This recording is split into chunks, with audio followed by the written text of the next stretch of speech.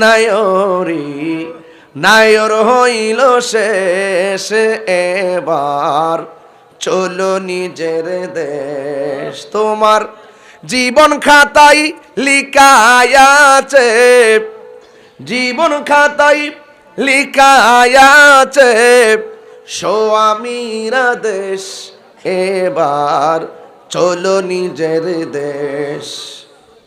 নায়রি নায়র হইল শেষ এবার চলো নিজের দেশ। নিজের দেশের বাড়ির নাম কি বিল্ডিং না কবর?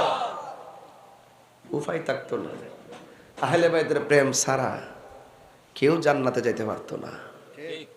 মনে রাখেন, আহলে বাইত কি শুধু ভালোবাসা ঈমান না, এটা ঈমানের অবিচ্ছেদ্য অংশ।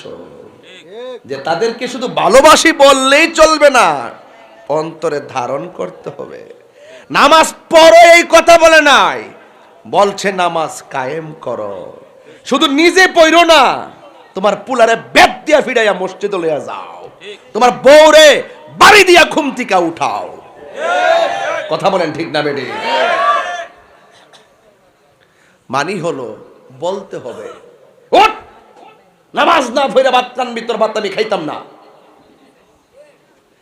স্ত্রীকে স্বামী বলে, স্বামীকে স্ত্রী বলবে আপনি যাই কিছু করেন নামাজটা পড়েন। কন্টিনিউ।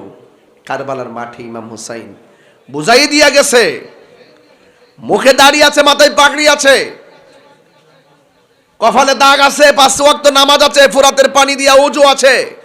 ইমাম হুসাইন বলছে থাকতে পারে, তার বাহ্যিক লেবাস সুন্দর, তার বাহ্যিক ব্যবহার সুন্দর, তার আমল সুন্দর, তার সব সুন্দর, কিন্তু অন্তরে আহলে বাইতের প্রেম নাই।